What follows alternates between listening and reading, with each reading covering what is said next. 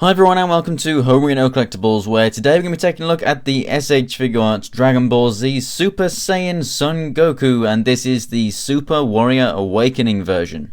That's right, you are looking at a brand new mold for Goku, something that has been desperately needed for a while. Not that the other mold wasn't good, but it was just getting a bit boring just seeing it used over and over again, especially for other characters as well. It was definitely time for a new look, and with the Frieza figure already out, if you have that one, then this is definitely got to be on your wish list. The main inspiration from this figure is obviously that battle on Namek with Frieza, which I really do hope that they go ahead and re-release sometime soon. But as for this figure itself, we have slightly updated packaging here, which looks very nice indeed. So we actually see the figure, but not any of the accessories. They are behind there. You can just about see them if you turn the box to the side, but you have the name on the side here and right there, so you can see the figure from both angles and from above as well.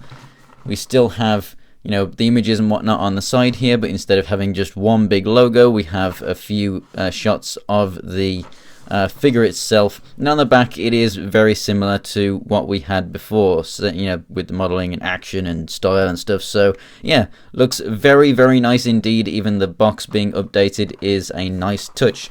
Still pretty much the same size and great feel. So let's go ahead and open this thing up, and before we take a look at the figure, have a look at everything that comes with him. And here is everything that you get with this version of Goku. So as you can see there, the interchangeable parts, he has the closed fists on him in package, and then over here we have some open blast hands.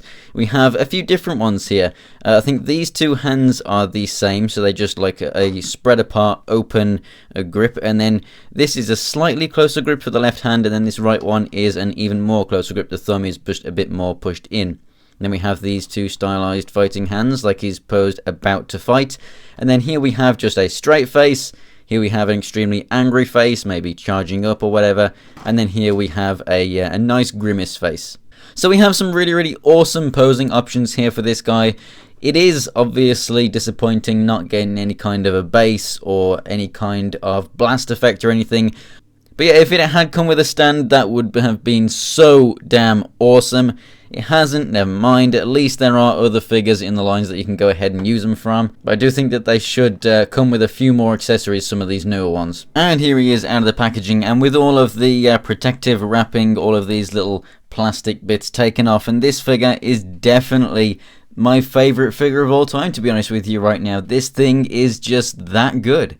So if I were to make some kind of a top 10 video for 2015, then this definitely would have made the #1 spot. And in my collection, it's just overtaken the Star Wars Black Series Darth Vader as my favorite.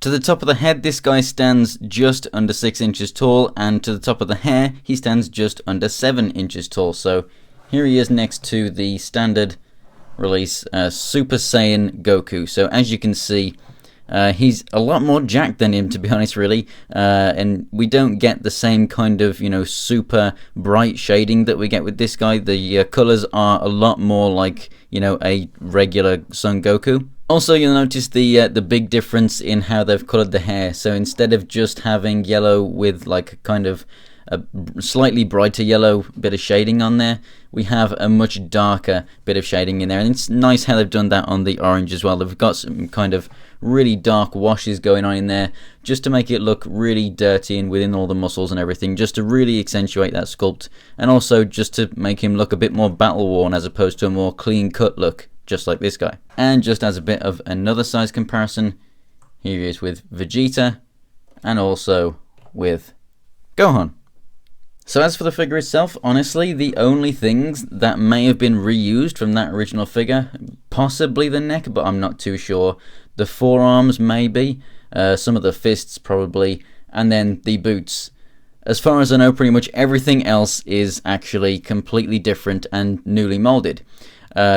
Just taking a look at these trousers then first, this is where I find it really awesome down here behind the knees, how everything's cut here, and even the different layers are molded really nice and everything, so it looks like those trousers are really torn and fraying out and everything really baggy. In these deep grooves, that's where you get the most shading, exactly where it should be. Really nice. Would have been really nice to get some of the shading that we get here in the muscles down on these kneecaps, just to make them look a bit grazed and whatnot, but it's not too much of a problem that we don't get that. And then again, we get more of that kind of paint variation and shading going on this kind of floating waist piece right here. Just really, really, really do like how they've sculpted all of these torn bits of clothing. It just works really well. And as for the articulation, it's actually much upgraded than that other figure as well, so that's really awesome. The head can pivot side to side quite a lot. It can also look up and down quite a lot, and left and right, obviously.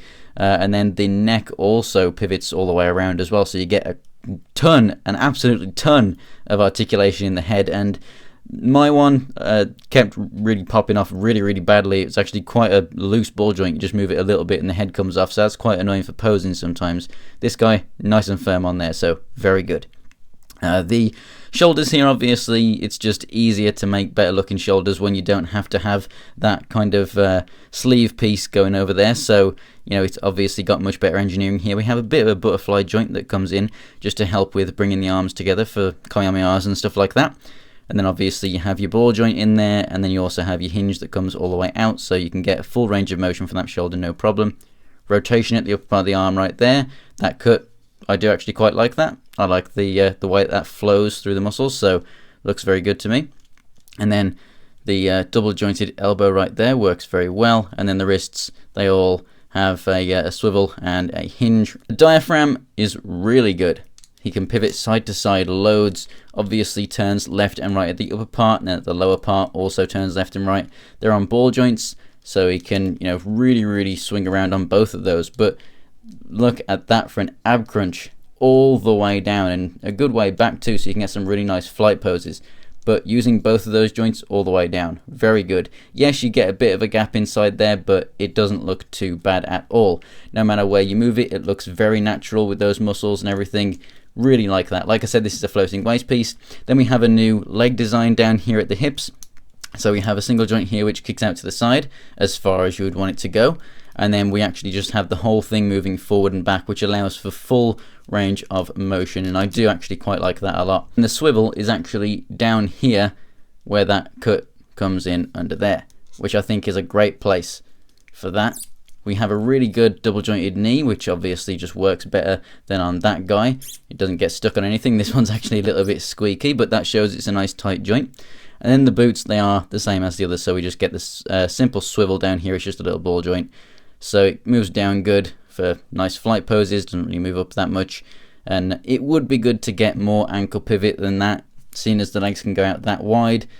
But, you know, they already have a nicely designed boot. They didn't really need to change it, but it would have been nice to add a little bit more. And then you also have your toe hinge as well. Overall, I have to say this is an absolutely fantastic figure, and like I said, it is now my favorite in my collection. Cannot wait for them to go ahead and reissue a Frieza to go ahead and pose this guy with. If you want to check out more pictures of this guy with all of his different accessories and whatnot, I'll be taking quite a few pictures over the next week, I assume. I'm probably going to be taking a lot of pictures with him, like, you know, fighting Marvel Legends and Black Series and stuff, like other things that I review and stuff.